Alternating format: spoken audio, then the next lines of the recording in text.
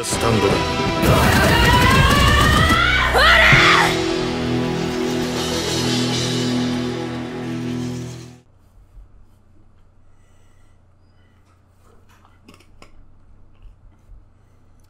Wrong tube. You okay, man? Jesus Wrong Christ. tube, man. Oh, okay. Are we recording? Yeah. No, that's got to stay the intro. Yeah, no, I felt it go. I'm like, oh, it's wrong tube, but there's still so much left in my You mouth. didn't want to spit it. I gotta, yeah. I'm glad you didn't spit it on my stomach. Welcome to the Nerdington Post. I'm Walter. I'm Will. Oh man, that was so funny. Biggest nerd news. So awesome. Oh. Biggest nerd news of the week. Nerf Nerf has a video game. I know, right? Nerf Legends, a first-person shooter. Who's developing it? Activision. No, I'm just I don't kidding. know. I just watched the trailer and thought, okay, all right. I guess, Anything can be a video game now. kids aren't playing Nerf as much these days. They got that goddamn Fortnite. In your Call of Duties. Yeah, so why not just translate the Nerf experience to the digital space? See, I'm shocked that it hasn't been done sooner. I mean, even like with Forza, they do like Lego sets, micro machines and stuff. Hot Wheels, buddy. Yeah, I got you. So, kind of shocked it hasn't happened sooner. Let's not count that out quite yet, because with how much shovelware there was on the Wii, there's gotta be like a Nerf Wii game. Well, they did have Link's crossbow training. Yeah. That was a thing. So yeah, no, that's really whatever news. But we saw Suicide Squad together. Idris Elba killed it. It was Bloodsport. great. Solid 9 out of 10. 10 out of 10. It was a great movie. Yeah. Go see Suicide Squad. But the next place we might see Idris Elba As Knuckles. Knuckles in Sonic 2, baby. That's solid casting. I mean, he's not. I didn't see it coming, but no. Hell, he could be the next James Bond. Well, to me,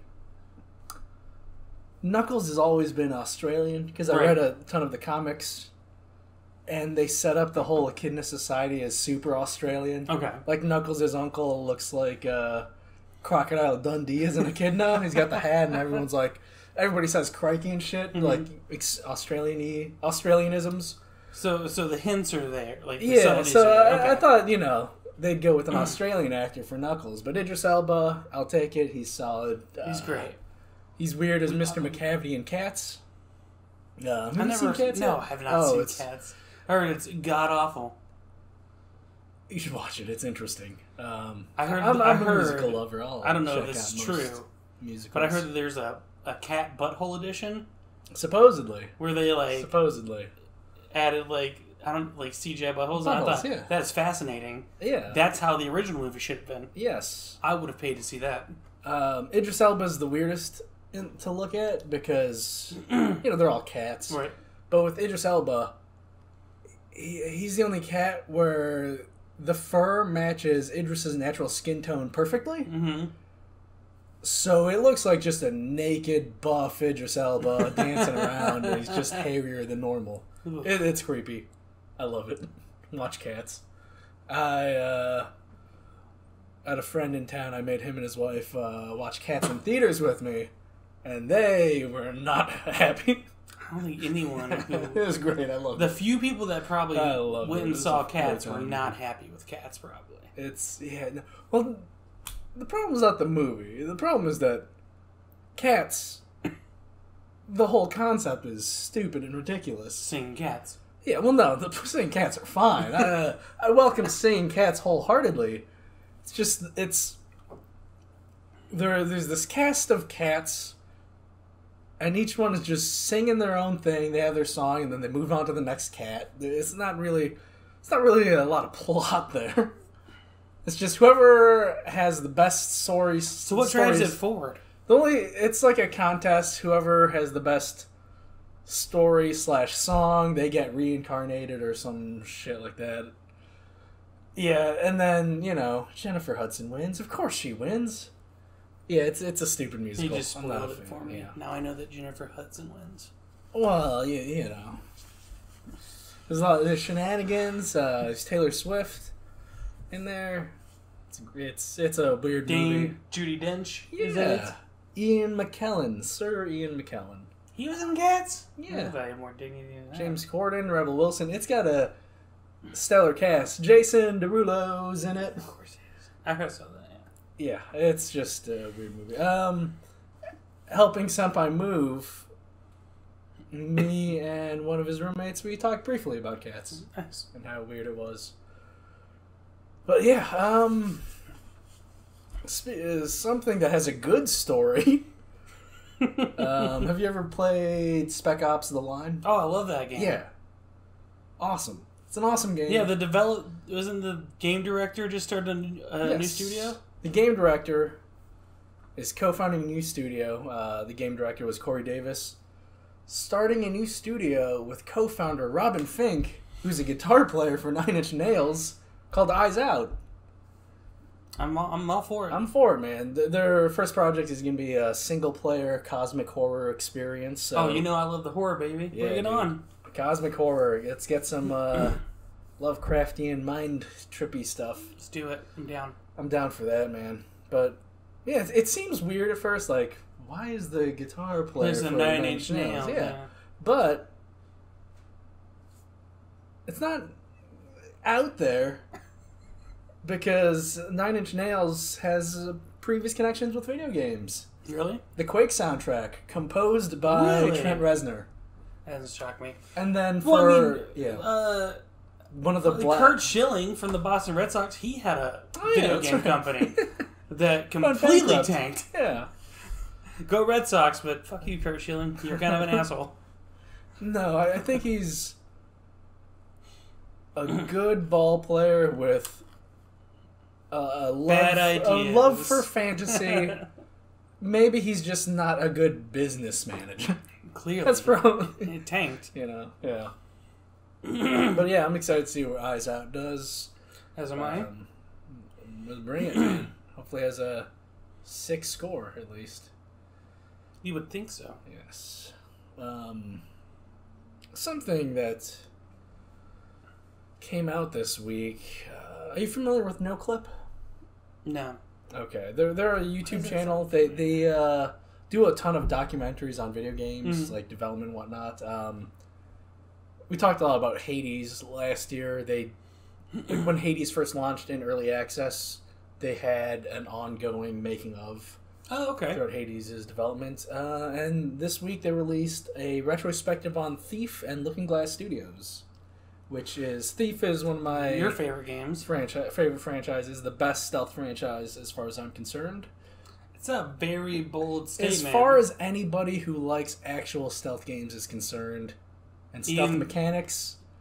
So, would you say it's better than Dishonored? Because Dishonored has more kind of like action-y themes behind it? Yeah, I like it more than Dishonored, although those games are very good. Agreed. Way more than Metal Gear Solid franchise. That's a big statement. Well, a lot of that is just, there's a lot of interesting narrative stuff going on there, and there are interesting mechanics. It's just, cool boss fights and everything, but in terms of being a pure stealth game, the Thief franchise tops it, because every Metal Gear Solid game forces you into gunfights and motorcycle chases, all that stuff. We're like, yeah, great, but something I don't like about the later games, especially 5, is that you could just ignore stealth altogether. Well, yeah, 5 was more of an open world action game, which the stealth elements are all there, but it's just. Too much emphasis. I just don't want pure stealth, baby. But yeah, it's a great retrospective on the rise and fall of Looking Glass Studios. And check out NoClip in general, because they do great work documenting game development. They have a whole series on the development of Doom 2016 and Doom Eternal. Oh, dope. I'll have to check that out. They've got a great series on Final Fantasy XIV and how that team turned it around. Not Looking Glass. NoClip. It's from Danny O'Dwyer, who used to work at GameSpot. Okay. So yeah, they do great work of just making video game documentaries. And check them out on Patreon if you like their work. I've thought about it, but no. Got too many subscriptions going on, I don't want to manage. Yeah, it's tough. I've chipped away my Patreon to just one, and I might do one or two more. Just to, there's great podcasts out there. Yeah, there really are. Yeah. Have you ever heard of PKA, Painkillers, already? No. I've been watching a lot of their stuff. They're not bad. They're really small. I think they're located in, the South, but they have some interesting stuff. How south are they? Antarctica? Can't Can't get more south than that, buddy, yeah? South Carolina, my neck of the woods. It's not really south. There's a whole South America, you understand. And here we go. Yeah, I'm just saying. Chile is get very south. I like Chile. Yeah. Chile's good. Argentina, pretty south. South Africa. Spain. I know. Here. New Zealand, Australia. Did you manage to play any of the Back 4 Blood beta? Nah, didn't. Okay. Hung out with Mike last weekend. I played a little bit. How was it? A little bit. It's solid. It's solid. My experience was just weird because I'm so used to playing first-person shooters on console, and we were playing on PS5, so just the whole stick thing was just I gotta rejigger my brain. But you mean you're used to play on PC? Yeah. You said console. Okay, I'm used to playing mouse and keyboard. I meant, but yeah, playing with sticks was just weird to me. But it's more Left 4 Dead, man. Yeah. It's more Left 4 Dead. But something the development team confirmed: no campaign versus. Yeah, that's weird. Yeah, right now they only have the survival mode, where it's just you're in a specific map that shrinks over time, and you're trying to be the team that has the highest survival time out of 3 rounds, I think. Whereas so it's kind of like Battle Royale, but survival. Yeah, well, yeah, but it's like a smaller map. Oh, okay. That I think that mode was in Left 4 Dead, but in terms of versus, who fucking played that? Yeah, mode? exactly. Campaign versus was the campaign best. versus is where it's at, where you have a campaign, and then each team takes turns being the survivors, and the other team's the special infected, and you're trying to see how far you can get through that mission or make it to the end. And then if you make it to the end, it's based on how quickly you got there, and you just play through the whole campaign of just who got furthest or made the most. It was fun because you had the fun of playing through the campaign, but then that extra thrill of going against live players. So it's the best of both worlds.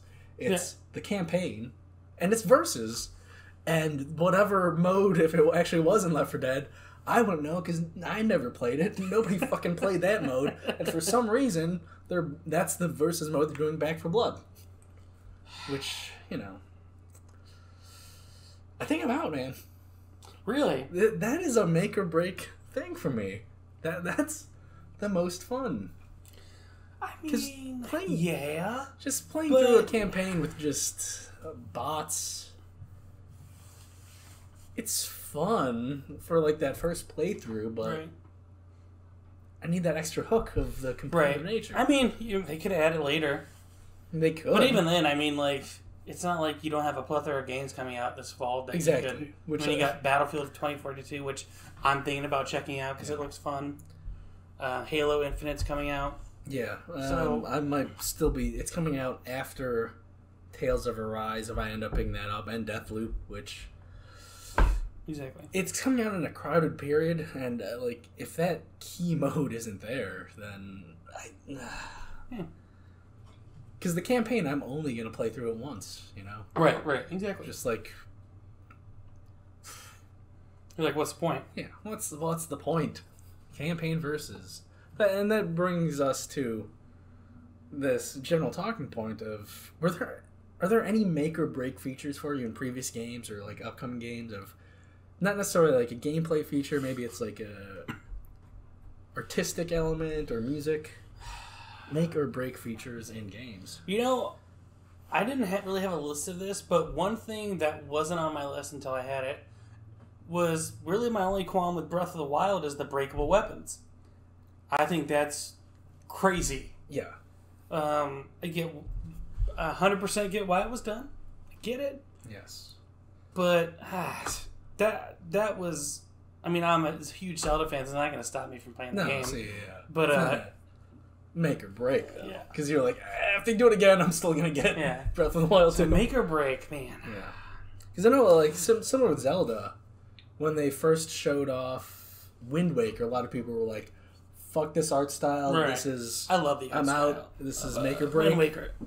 I mean, like, again, but a lot of those Zelda fans, they caved eventually. I mean, honestly, make or break any game that has a shitty, clunky control. Just like controller layout with buttons, or like how it feels to the flow. Okay. Because depending on the game, you can easily remap the buttons, or you can just kind of adapt. But anything that feels clunky or very not so flowy, that doesn't make sense. It just like automatically makes me not interested in the game. So like the Killzone series, where everybody feels fat moving around, right. And don't get me wrong, like the Killzone series isn't bad. I enjoyed it, but like you said, like the control style is just huge turn off. Yeah. See, I like the fatness of Killzone. Right. Just because they had the lean feature, so you had to think about cover more, especially since you can't just Black Ops it and just sprint and then slide behind cover really quickly. So yeah, for me, like, because I'm going through this right now with Near Reincarnation. The gacha mechanics, the roulette system of just getting different characters and different variations of characters, like that was something of just I was never into until like, well, I like Nier, right? So I will fold this time, and then never again, just because that gambling, that the roulette wheel of like, will I get an item I want, or will I get a bunch of trash that I'll sell for a meager amount of resources that I can hopefully use to put towards something interesting. One thing I used to hate as a kid in games, it's fine now because I love RPGs, was like turn-based RPGs, like those kind of battle systems. Growing up, fucking hated those games. Love those, man. But as I got older and got used to them and figured out how great the Final Fantasy series is, I was like, oh, fuck it. I don't care. Yeah. This is awesome.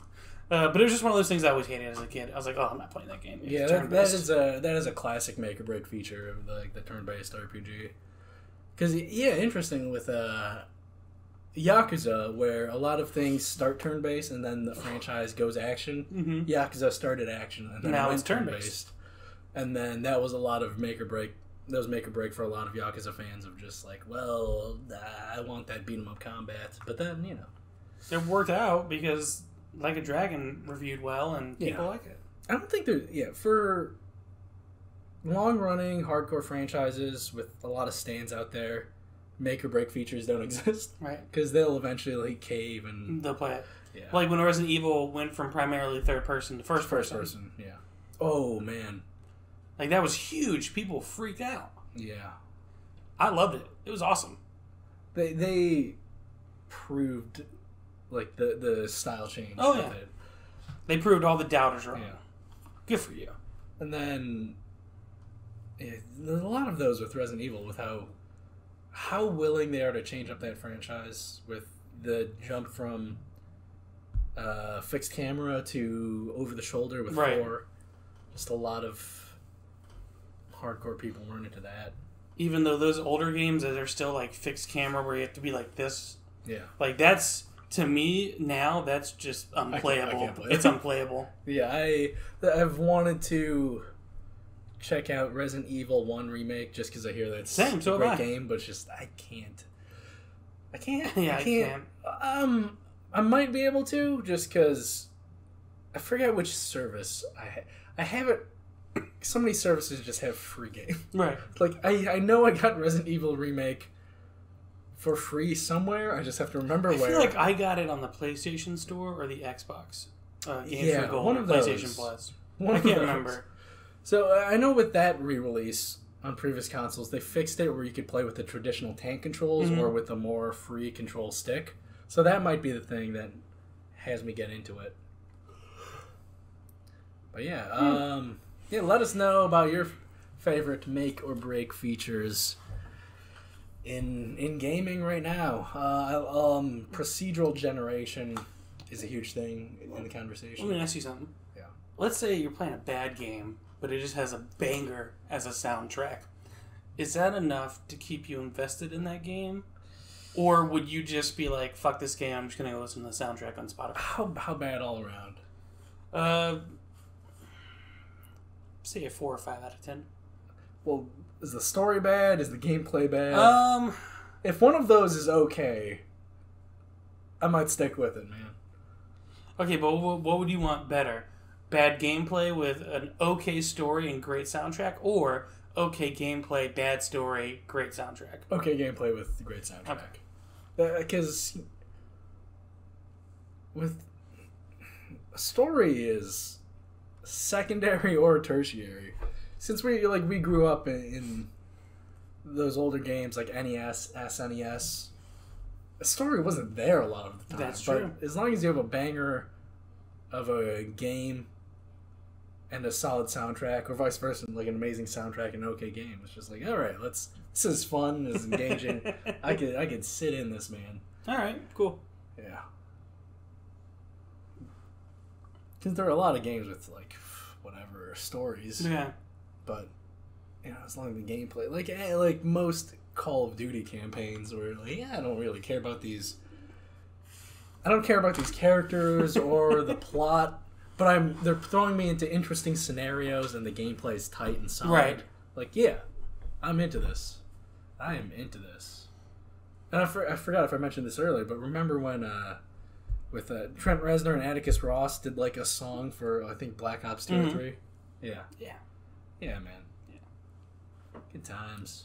I remember when Steve Vai did the soundtrack for Halo 2. Good stuff. Good stuff. But yeah, I want to get to this public service announcement. Neon Genesis Evangelion. I don't know what that means. Landmark anime franchise for the past decade plus. It originally came out in 1995. Last decade plus, they've been doing like a kind of remake movie series, tetralogy. Fourth one finally coming to the West tomorrow on Amazon Prime. Every anime fan needs to check it out. Evangelion, Thrice Upon a Time. I will be getting Prime just so I can fucking watch this. Because the last movie came out 8 years ago? Oh, shit. Yeah. They drag their fucking heels. Man. It's... But finally wrapping up this retelling of this story, I'm excited, man. So any anime fan needs to check it out. So what have you been playing? Fuck, what have I been playing? Well, I bought Cyberpunk because obviously I wanted to run it on 3070. Yeah, TI. That's you right, can't forget the TI. Tip Harris. Who? Tip Harris? Tim Harris? Tip Harris. Harris. Save Harris. TI. The rapper TI. I know him as TI. I don't know him as Tip Harris. Anyway, doesn't matter. Okay? We're talking about Cyberpunk here. It's phenomenal on PC. Holy shit. Yeah. Fuck console. Fuck what we said like 20 episodes ago about running it on a Series X or PS5. Play it on PC. Yeah. It's so much better. But I'm playing that, and then what if I want to just play something where you really don't have to do a lot of thinking? That sounds stupid. 2K. 2K. Gotta buy that VC, baby. Buy that VC. Which 2K? The latest one, 2K21. Who's on that? Is that the one with Zion? No, that's the one with Dame. Damian Lillard. Oh, Zion was last year. Right? Yeah, okay. Yeah, his rookie year. But yeah, I never pay full price. All you get it was like $15-$20 when I got it. Because fuck paying full price for a sports game. But yeah, it's just that game where I really don't want to think and just fucking... Playing like the single player mode or going? Yeah, I've been switching between my franchise and my career. Lately on my career, I got drafted to the Knicks. We are in the conference finals, and we just got our asses kicked by the Bucks. Fuck the Knicks. I agree, but that's where my character got drafted. But I did sweep the Heat and the Nets. Fuck the Nets. Fuck you, super team. Pringles. I do like Pringles. But that's really what I've been playing. Finish Control? No. I need to. I was jumping around games, man. I know. It's a curse. But I'll probably put some focus into Control on Sunday. Because Tasia will be hanging out with a friend. Don't have to really do anything this weekend except just go get start color on my tattoo on Saturday. Super stoked about that. Where are you getting the moon? You gotta get the moon. So first, I'm going to do the Happy Mask Salesman down here. Okay. And then once we finish all the color, I may just do like the moon up here. So I don't know. We'll figure it out. You gotta have that moon. Anyway. Get it on your butt cheek. So it's really up in the sky compared to the characters. Don't tempt me. No, I'll do it. I have no shame. But yeah, that's pretty much what I'm playing. I'll probably hit some games hard on Sunday. So I'll hit up Control and play a lot of that. And then you could really be mooning people. Oh my when you drop trow, baby. What have you been playing? Still near reincarnation, just grinding away, man. Can't stop, can you? I'm slowing down. I've definitely slowed down. Last week when I was just house/dog sitting for my brother, that's the only thing I had on me for games. So I'm just like, all right, they just grind away. Let's do this. Let's throw Workaholics on in the background and just grind away on this shitty mobile game. That's not shitty. The storytelling. If it was shitty, you wouldn't be playing. It's good writing. It's just a lot of grinding for resources. They released the next story chapter yesterday. So I played through that, got the new character, so I just gotta grind him up to unlock more of his story. More grinding. And after that, based on like the characters that we know of from the Japanese release, there should only be one more chapter/character that's gonna come out eventually. And then I'll be done with the game. Unless I really want to unlock every story aspect. And do you want to do that? No. No, there's so much grinding. It plays itself. You could set it to just auto-loop battles and just... As long as it's just... it's maddening. It's maddening. So I'll just, like... I set my... my phone to just not go to sleep. Right. So it's just like, alright, keep that on. Let's you can put battles in eco mode, so it uses less processing power, so it runs at half frame rate. So I'll just do that, turn down the brightness, and just leave my phone on, and just check in every once in a while, and like, all right, that loop of battles is still going on, and then like, oop, that loop ended. Let's restart and grind for more of those automata medals, so Jesus I could buy Christ, gems, so I could ascend those weapons, so I could get more power. Increase my power level so I could fight the higher level content so I could get more gems. It's a whole loop, man. It's a whole loop. I'm hating it. Everything, man. It's everything. But speaking of grinding loops, got back in Final Fantasy XIV, baby. Now, did something new come out, or you just decided to start playing it again? Well, a bunch of new content has come out since I stopped playing it, but they had what they call rainfall events, where returning players, people with lapsed subscriptions, if they log on during this period, they get 2 free weeks. Oh, cool. So yeah, perfect time to catch up on the story content that was released since then. And that's what I'm doing, man. I beat the back to Nier. They released the last part of the Nier Automata tie-in raid, so I've finished that story. I'm still replaying that every day just so I could get the gear from that raid. And then, yeah, there's just a bunch of story quests I gotta do in this 2-week time, which I will. Right. I'm gonna wrap it up easy in this 2-week span. And I think the last patch that came out a couple weeks ago was the last story update before the new expansion comes out, so I'm just gonna get caught up on that. And when Endwalker comes out, that's gonna be my life. It is bite into that, man. Oh boy. Bite into that. And yeah, I've got a bunch of smaller indie games lined up to play as soon as I'm done catching up on Final Fantasy XIV. A couple weeks ago, I talked about how I bought Death's Door. Mm-hmm. Still haven't played it. I need to buy that because I want to play that. Yeah, I want to play it, but I have this with these timed events, man. Like the Nier tie-in, it kind of like fucks up your flow, doesn't it? Do you feel like oh, so let's say you're like, all right, this weekend I'm going to play Death's Door. And then let's say a timed event happens on Final Fantasy XIV or Nier. Do you feel like that could potentially fuck up your flow, or do you not care? No, it doesn't fuck up my flow, because Death's Door is not going to disappear. Right. So I'm fine with playing that like the first week of September, because Deathloop, I'm excited for that, but Deathloop doesn't come out until like the second week of September, so I got time. And I check how long to beat often. Because if there's like an indie game I want to check out, of like, all right, can I crack this in an afternoon? Can I beat this in the afternoon? Right, like, right. No, all right, I'm not gonna pick it up this sale weekend. Gotcha. Because I don't have the time. Like, all right, I've got this weekend. I've got no plans whatsoever. I did that when I got Limbo, because I think you could beat that in like 4 hours or something like that. Under 4 hours. Yeah. So I was like, oh yeah, it was on sale, so I picked it up. I was like, cool. And that's a good game. Death's Door, I think that's 10 hours, so that's like that's a solid weekend. Yeah. Yeah, I could beat that in one sitting if I wanted to.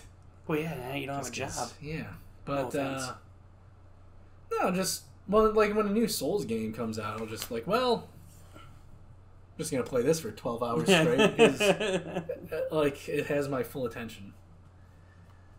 That's how Cyberpunk was when it came out. Yeah, dude, it was like non-stop, especially with you. I finished my first playthrough. You're already on your second or third. Yeah, just small. My first one was like 60 hours. I was playing it hours at work during downtime. See, I wasn't doing that. And then if I could, I would have. And then once I clock out, I'm going to do this until I fall asleep. And then I'll sleep for like 4 hours, and then like, all right, let's clock in and work. Get some downtime and play some Cyberpunk. Yeah. Just like, all right, got a call coming in. Let's pause and alt tab and like, what do we need? So yeah, man, great, good times. It's the only reason I wish I wasn't in sales, so I had more downtime and I could do that. Yeah. That's why I want to move to another department. But yeah, just Final Fantasy XIV. It's the game of the decade, as far as I'm concerned. And I'll fight anybody on that. I'll fight anybody on that. So any closing comments? Anything you want to mention? I'm